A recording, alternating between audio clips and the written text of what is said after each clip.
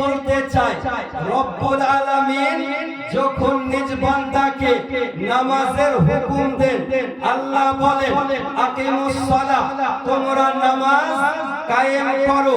যখন যাকাতের হুকুম দেন, রব্বুল আলামিন বলেন আতুস যাকাত, তোমরা যাকাত বের করো।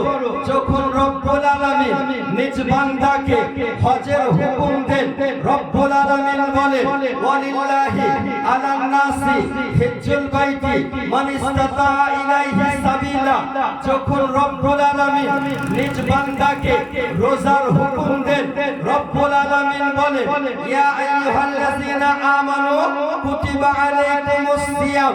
রব্বুল আলামিন যখন বান্দাকে নামাজের হুকুম দিলেন, তখন আলা শব্দটা ব্যবহার করেন নাই।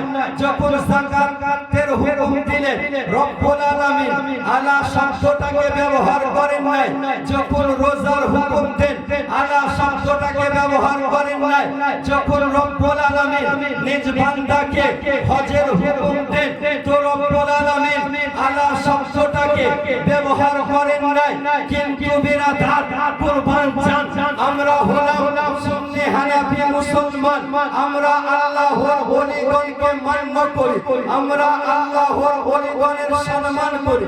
আমি চিন্তায় চিন্তিত, রব্বুল আলামিন যখন নামাজের হুকুম দিলেন, আলা শব্দ ব্যবহার করলেন না। রোজার হুকুম দিলেন, আলা শব্দ ব্যবহার করলেন না। যাকাতের হুকুম দিলেন, আলা শব্দ ব্যবহার করলেন না। আমি